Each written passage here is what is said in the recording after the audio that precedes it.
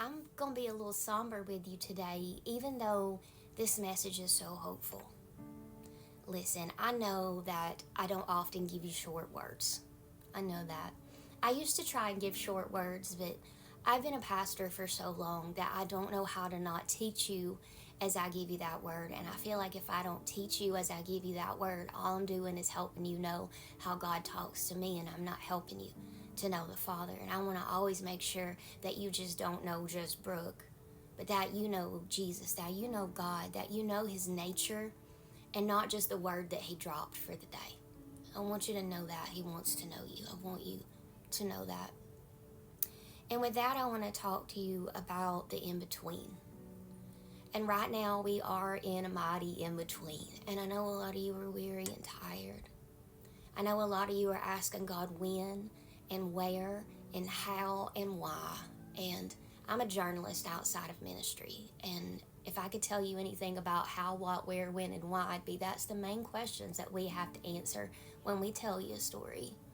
So you are not unlike me or anybody else when we have something to get to the bottom of, and we got to know why, how, when, where, what. And we have to answer all those questions when we tell you a story. I'd love to tell you that I know why things happen, but I've been a journalist outside of ministry since I was 18 years old.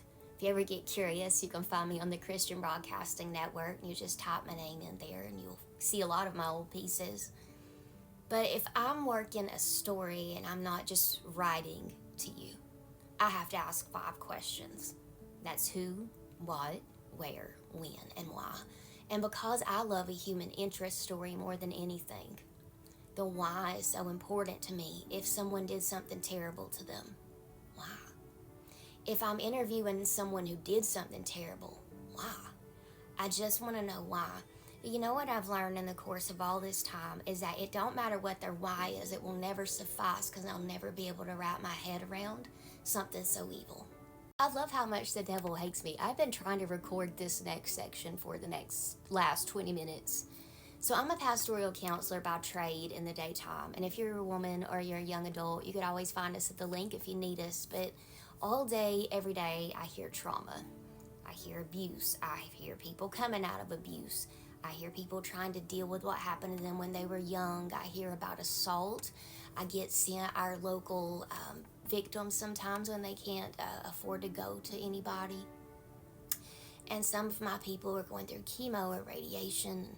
Some of them are trying to figure out life. And some of it's just, you just fill in the blank there. So when you work on Sunday and you're clergy, you really don't get time off. Even when you're off, I'm not really off, because if my phone rings and it's emergent, I'm not off. I'm not off. And if God needs you, you're not off. It's just you're kind of at the beck and call of God, which is totally fine. But you don't really realize sometimes, and I understand if you guys work hard, I know you do, you know that Friday to Sunday feels too short. Feels so short, but I know it didn't feel short on the first Easter, because it felt like a long time to see someone you love so dearly die the way that they died in front of your eyes, being tortured. And he promises he's coming back, and you're waiting on Sunday. That had to feel like the longest roll around on a calendar that ever was made. But what I need you to remember in the attacks and the why, is this, is that Sunday always comes. It always comes. And in Matthew 28, 5-6, it says, the angel said to the woman, do not be afraid, for I know that they are looking for Jesus who was crucified, and he is not here. He is risen, just as he said. Come and see the place where he lay. Even on the way to the tomb, they were arguing about who would roll away the stone, and they were taking spices down which you would embalm a body with. But if you genuinely believe that your friend is risen, do you argue about those things? Do you take those spices? Probably not. And as their hope was dying, God shows up and reveals his character. And one of my favorite things about God's character is he's not man that he should lie. And they got to see that firsthand. When they waited on Jesus for Lazarus after he got sick and he was dead, this was Mary and Martha's brother. And They were people that loved Jesus. We hear about them a lot in the Bible. So my question would be, where are you and why ain't you here?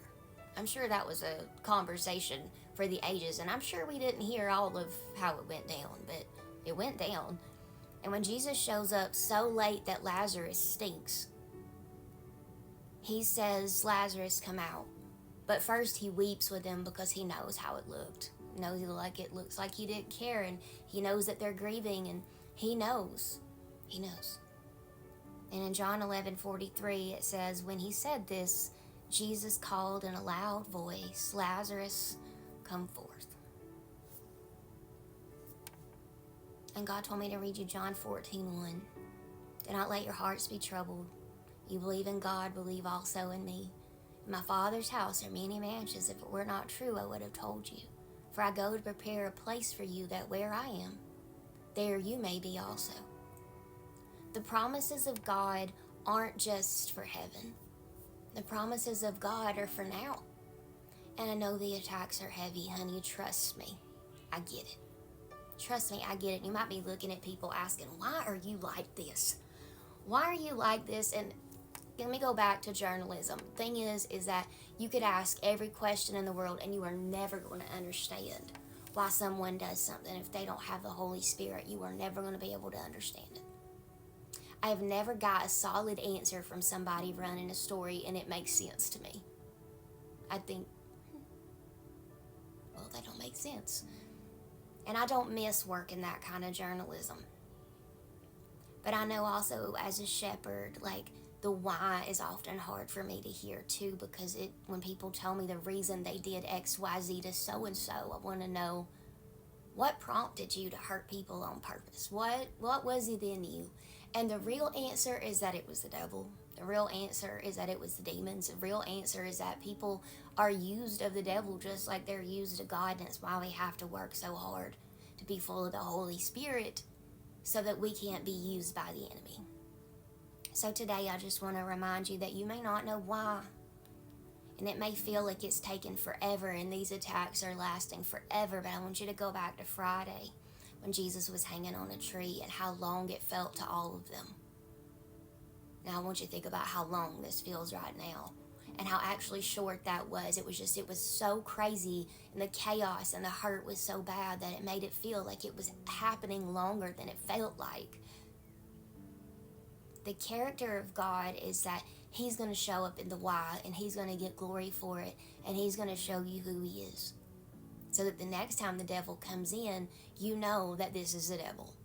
And you're like, you are not going to take my joy today. You ever have something real good happen and then a series of terrible events, and you're like, what? And you know it's not God. It's just that the devil can't stop the blessing. He just wants to come and poop on the blessing, but he really can't do that if you don't allow him to. That takes a little bit of effort. It takes speaking life sometimes. It takes saying, no weapon formed against me would prosper. Get behind me, Satan. It takes enjoying that day anyway. It takes a joy in the blessing anyway, because the devil is already a loser. You're not. The devil already got kicked out of heaven. He don't even got a seat to sit in. So are you really going to let somebody that ain't even got a seat to sit in, that got kicked out of the best club in the world, come and talk to you the way that he is, even if it's through all kinds of people? No. And that don't mean that you go and you bring hell to everybody else. That just means that you keep living your life for heaven, and I promise and I assure you that whoever is meddling or doing or whatever they're doing, they'll reap what they sowed. Likewise you will. So keep sowing good things even as they persecute you. Because at the end of the day, God will always be trustworthy. Sunday will always come, and these attacks won't last forever. You got this, but more than that, God's got you. Thanks for letting me teach you and let me give you a word at the same time. It's so much more beneficial than if I just dropped it and left. I hope y'all have the best day. God's got this, and that's all that you really need to know.